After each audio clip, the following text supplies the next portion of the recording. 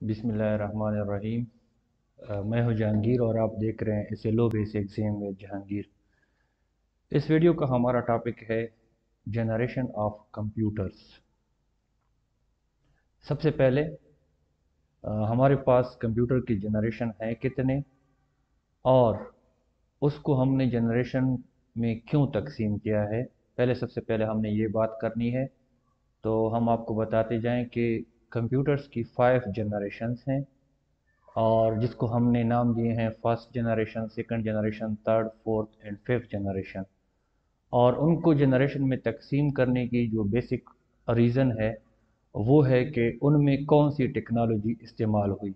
मतलब हमारे पास first generation जो था उसमें जो टेक्नोलॉजी इस्तेमाल हुई थी, सेकंड जनरेशन में फिर वो टेक्नोलॉजी चेंज हो गई, थर्ड जनरेशन में फिर वो चेंज हो गई, फोर्थ में फिर चेंज हो गई, फिफ्थ का जो है वो सीन थोड़ा सा चेंज है, वो हम डिस्क्राइब करेंगे। क्योंकि फिफ्थ जनरेशन में हमारे पास टेक्नोलॉजी का चेंज नहीं हुआ था, टेक्नोलॉजी वही करी हुई थी जो हमारे फोर्थ जनरेशन में थी, लेकिन उसमें एक और चेंज आई थी। So let's discuss the important points. चूँकि इसकी रीज़न ही टेक्नोलॉजी यूज्ड है जनरेशन में तकसीम करने की, तो सबसे पहला और इम्पॉर्टेंट पॉइंट जो है वो है टेक्नोलॉजी यूज्ड। मतलब कौन सी जनरेशन में कौन सी टेक्नोलॉजी इस्तेमाल हुई। हमारा जो फर्स्ट जनरेशन था that was that uses vacuum tubes. पहला जनरेशन जो था उसमें वैक्यूम ट्यूब की टेक्नोलॉजी इस्तेमाल होती थी। और जब हमारे पास वैक्यूम ट्यूब रिप्लेस हो गए, उसकी जगह पे हमारे साथ ट्रांजिस्टर आ गए, तो हमारे पास कंप्यूटर का जनरेशन भी चेंज हो गया और हमारे पास वो सेकंड जनरेशन ऑफ कंप्यूटर बन गया। फिर हमारे पास ट्रांजिस्टर की जगह जब इंटीग्रेटेड सर्किट ने ले ली, तो हमारे पास कंप्यूटर की जनरेशन भी चेंज हो गई, फिर वो थर्ड जनरेशन हो गई। फिर हमारे पास इंटीग्रेटेड सर्किट को रिप्लेस किया VLSI।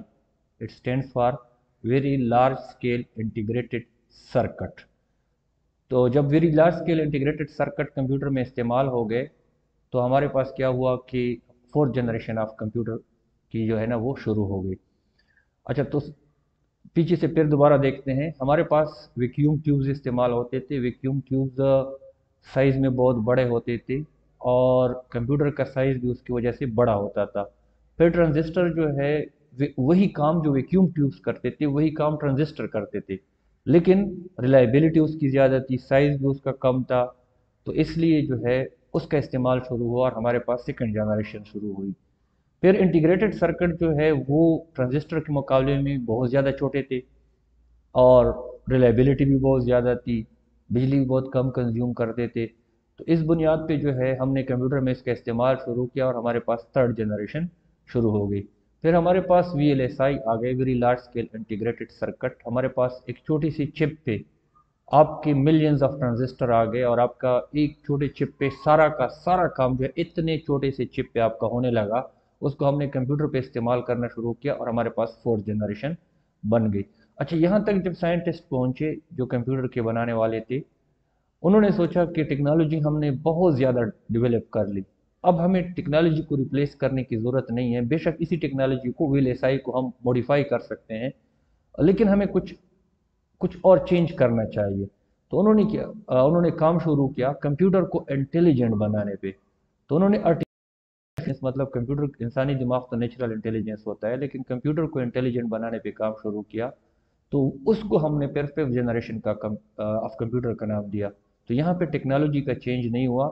यहाँ पे स्लाइड्स में भी मैंने फिफ्थ जनरेशन जो है उसको रेड कलर से शो किया है ताकि वो डिफरेंस जो है बाकी के साथ नुमाया रहे। तो फिफ्थ जनरेशन ऑफ कंप्यूटर में टेक्नोलॉजी चेंज नहीं हुई, बल्कि सारा काम जो है आर्टिफिशियल इंटेलिजेंस और थिंकिंग पावर पे शुरू हुआ।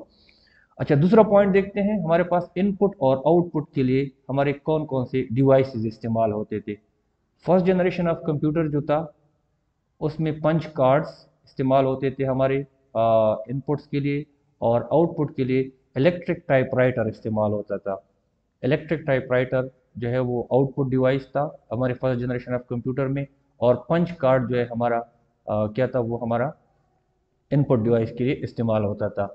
फिर हमारे पास सेकंड जनरेशन में पंच कार्ड जो है, जाहिर बात है उसी से फर्स्ट जनरेशन की ही से चल रहा था, तो पंच कार्ड रीडर भी था।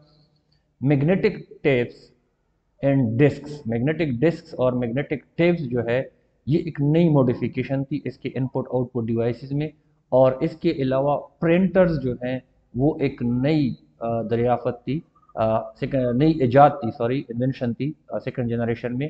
تو ہمارے پاس جو ہے نا، جو ہم فرسٹ سے آگے بڑھ رہے ہیں تو ہمارے پاس جو انپٹ اور آؤٹ پٹ کی ڈیوائسز ہیں وہ بھی ہمارے پاس ایڈوانس ہوتے جا رہے ہیں. پہلے ہمارے پاس صرف پنچ کارڈ ریڈرز اور الیکٹرک ٹائپ رائٹر تھے. پھر ہمارے پاس سیکنڈ جنریشن میں پنچ کارڈ آ گئے، میگنیٹک ٹیپس آ گئے، میگنیٹک ڈسک آ گئے اور پرنٹر بھی بن گئے. پھر جب ہم تھرڈ جنریشن میں پہنچے تو ہمارے پاس کی بورڈ اور مانیٹر جو ہے ان کا استعمال شروع ہوا. تو ہمارے پاس سب سے پہلا جو ہے کی بورڈ اور مانیٹر کا استعمال جو ہے یہ اکثر MCQs میں بھی آ جاتا ہے، تو you should keep in mind کہ ہمارے پاس کی بورڈ کا استعمال کون سے جنریشن میں شروع ہوا تھا یا مانیٹر کا استعمال کون سے جنریشن میں ہوا تھا. تو وہ تھرڈ جنریشن جو تھا ہمارے پاس، first generation punch card electric typewriter, second generation punch card magnetic tapes magnetic disk اور پرنٹر. اچھا، پرنٹر جو ہے یاد رکھیں وہ سیکنڈ جنریشن سے شروع ہوا ہے. اور تھرڈ جنریشن میں ہمارے پاس کی بورڈ اور مانیٹر کا استعمال شروع ہوا، اس کی انوینشن ہوئی تھی. پھر ہمارے پاس فورتھ جنریشن میں جو ہمارے پاس پورٹیبل انپٹ اور آؤٹ پٹ ڈیوائسز ہیں ان کا استعمال شروع ہوا. اچھا، what is portable devices? Portable devices وہ ڈیوائسز ہوتے ہیں جن کو آپ ایک سسٹم کے ساتھ لگائیں، اس کو نکال کے دوسرے پہ لگا دیں تو اس کی فنکشن پہ کوئی فرق نہیں پڑے گا، وہ سیم ہی کام کرے گا، وہ پورٹیبل ڈیوائس ہوتے ہیں. اور اس کے علاوہ وائرلیس ڈیوائسز جو ہیں ہمارے پاس وہ بھی فورتھ جنریشن میں بننے شروع ہو گئے تھے. تو ہمارے پاس جس طرح وائرلیس کی بورڈ ہو گیا، وائرلیس ماؤس ہو گیا، ماؤس بذات خود ایک پورٹیبل ڈیوائس بھی ہے. تو یہ جو ہے ہمارے پاس فورتھ جنریشن کی ایڈوانسمنٹ تھی ٹیکنالوجی میں، انپٹ اور آؤٹ پٹ ڈیوائسز میں. اچھا، اور ففتھ جنریشن میں چونکہ ہم کمپیوٹر کو انٹیلیجنٹ بنا رہے ہیں تو انٹیلیجنٹ بننے کے لیے یہ بھی ایک ضروری چیز ہے کہ وہ نیچرل لینگویجز جو ہیں ان کو سمجھ سکے. نیچرل لینگویجز ہماری مراد وہ زبانیں جن کو ہم بولتے ہیں، جس طرح انگریزی، اردو، پشتو، پنجابی، سندھی وغیرہ، یہ زبانیں جو ہیں ان کو نیچرل لینگویجز کہتے ہیں. تو ففتھ جنریشن میں اس پہ کام شروع ہوا کہ ہم کمپیوٹر کو اس قابل بنائیں کہ وہ نیچرل لینگویجز کو سمجھ سکیں. تو یہ ہمارے پاس 2 پوائنٹ ہو گئے. اچھا، تیسرا پوائنٹ یہ تو ہماری کتاب میں بھی لکھی ہوئی ہے کہ ایگزامپلز یا ماڈلز، یہ تھوڑی سی یاد کرنے والی چیز ہے اور آپ کو یاد کرنا ضروری بھی ہے کیونکہ پیپر میں کبھی کبھی اس کا اکیلے کوشچن بھی آ جاتا ہے کہ write 3 models of first generation, یا write 3 examples of second generation, یا write 3 models of fourth generation. تو ہمارے پاس فرسٹ جنریشن کے میرے خیال میں یہ تو آپ کی کتاب میں بھی ہیں، اس کو زیادہ پڑھنے کی ضرورت نہیں ہے. ہمارے پاس ففتھ جنریشن جو ہے اس میں روبوٹس اور ایکسپرٹ سسٹم ہے، باقی سب کے نام لکھے ہوئے ہیں. اچھا، اس کے بعد ہمارے پاس چوتھا پوائنٹ ہے کہ کون سی جنریشن میں پروگرامنگ کے لیے کون سی لینگویج استعمال ہوتی تھی. ہمارے پاس فرسٹ جنریشن میں باقی لینگویجز جو ہے نا وہ ڈیولپ ہی نہیں ہوئی تھی.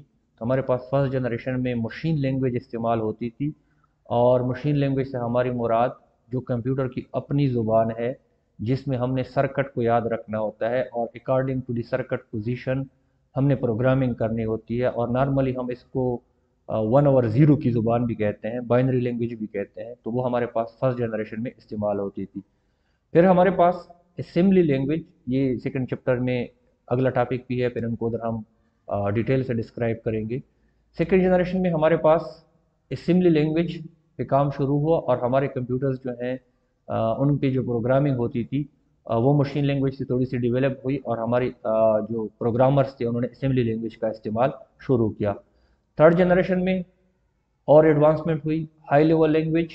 اچھا، اسمبلی لینگویج ہوتی ہے، کچھ کوڈز ہوتے ہیں جو آپ کو یاد کرنے ہوتے ہیں، ان کوڈز کے مطابق انگلش لائک کوڈز ہوتے ہیں. جبکہ ہائی لیول لینگویج جو ہے وہ بالکل انگلش، وہی الفاظ جو آپ انگلش اور میتھس میں استعمال کرتے ہیں اسی طرح کے الفاظ کو استعمال کرتے ہوئے جو پروگرامنگ کی جاتی ہے اس کو ہائی لیول لینگویج کہتے ہیں. تو تھرڈ جنریشن میں ہائی لیول لینگویج کا استعمال شروع ہوا. فورتھ جنریشن میں ہمارے پاس modern programming languages like Java and Python. Java اور پیتھان کی طرح جو ماڈرن پروگرامنگ لینگویجز ہیں جنہوں نے پروگرامنگ کو بہت زیادہ آسان بھی بنایا ہے فار دا پروگرامرز، تو وہ جو ہے فورتھ جنریشن میں اس کا استعمال شروع ہوا. ففتھ جنریشن میں چونکہ کمپیوٹر ہمارے انٹیلیجنٹ ہی ہو رہے ہیں تو minimise the need to write programs. اب ففتھ جنریشن میں کوشش یہ ہو رہی ہے کہ ہماری ٹائپنگ ہی سے جان چھوٹ جائے. اب जो है ना इतना ज़्यादा ख़ुद को थकाने की ज़रूरत नहीं है, क्योंकि आगे के दूसरे पॉइंट में हमने पढ़ा है कि हम इसको इस काबिल बना रहे हैं कि नेचुरल लैंग्वेज इसको समझ सके।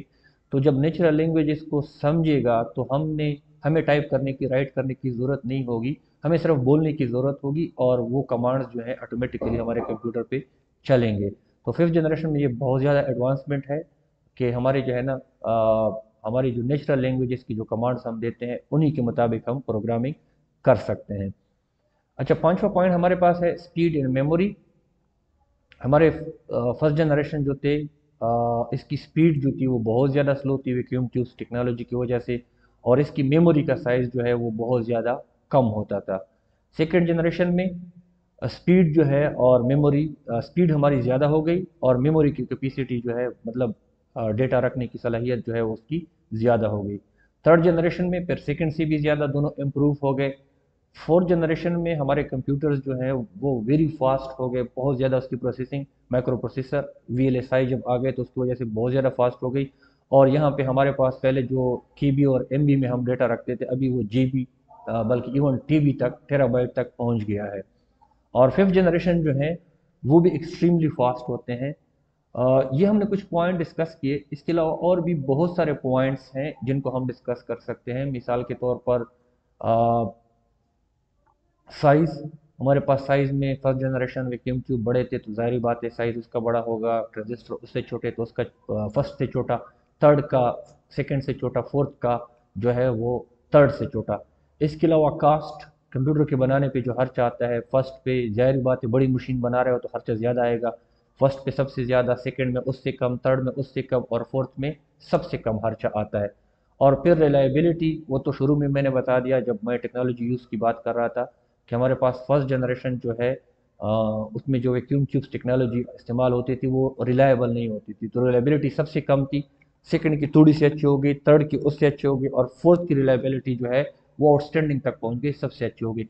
इसके अलावा और भी बहुत सारे पॉइंट्स हैं जिनको हम जनरेशन ऑफ कंप्यूटर में डिस्कस कर सकते हैं, लेकिन हमने चूंकि अपने पेपर के मुताबिक तैयारी करनी है तो अगर आप 3 या 4 पॉइंट याद रखते हैं तो वो आपके लिए मोर देन इनफ होंगे। हमारा टॉपिक था आज का जनरेशन ऑफ कंप्यूटर, और इसमें हमने पॉइंट्स जो बड़े बड़े डिस्कस किए, हमने कहा कि इनको डिवाइड हमने इस बुनियाद पे किया है कि उनमें टेक्नोलॉजी कौन सी इस्तेमाल होती है। हमने पहला पॉइंट टेक्नोलॉजी यूज़ का डिस्कस किया, चार चार तक, फर्स्ट जनरेशन से लेकर फोर्थ तक हमने टेक्नोलॉजी चेंज होते हुए देखी। पांचवें में हमने कहा कि टेक्नोलॉजी चेंज नहीं हुई लेकिन आर्टिफिशियल इंटेलिजेंस पे काम शुरू हो गया। अच्छा, दूसरे पॉइंट में हमने इनपुट और आउटपुट डिवाइसेस देखे कि कौन से जनरेशन में हमारा कौन सा इनपुट और आउटपुट डिवाइसेस आया हुआ था, इस्तेमाल होता था। फिर हमने थर्ड पॉइंट में इसके कुछ एग्जांपल्स और मॉडल देखी। फोर्थ पॉइंट में हमने प्रोग्रामिंग लैंग्वेजेस देखी कि कौन से जनरेशन में कौन सी प्रोग्रामिंग लैंग्वेज इस्तेमाल होती थी। फिर उसके बाद हमने हमारे जो जनरेशन्स हैं उनकी स्पीड और मेमोरी को देखा कि स्पीड और मेमोरी कौन से जनरेशन में कितनी इम्प्रूव हुई और उसकी जो मेमोरी है उसकी कैपेसिटी जो है किस तरह इम्प्रूव हुई। ये थी आज की बातें जनरेशन ऑफ कंप्यूटर्स के बारे में। लेकिन व्यूवर्स, साथ में आपको बताते जाएं कि अगर ये वीडियो आपको पसंद आ जाती है और आपको अच्छी लगती है और आपको लगता है कि इससे आपके दोस्तों को या रिश्तेदारों को फ़ायदा पहुंच सकता है तो आपसे गुजारिश है कि ना सिर्फ इस चैनल को खुद सब्सक्राइब करें बल्कि अपने दोस्तों को भी, अपने दोस्तों के साथ भी शेयर करें। इंशाल्लाह नेक्स्ट वीडियो में फिर मिलेंगे, तब तक के लिए अपना बहुत ज़्यादा ख्याल रखिएगा। अल्लाह हाफिज़।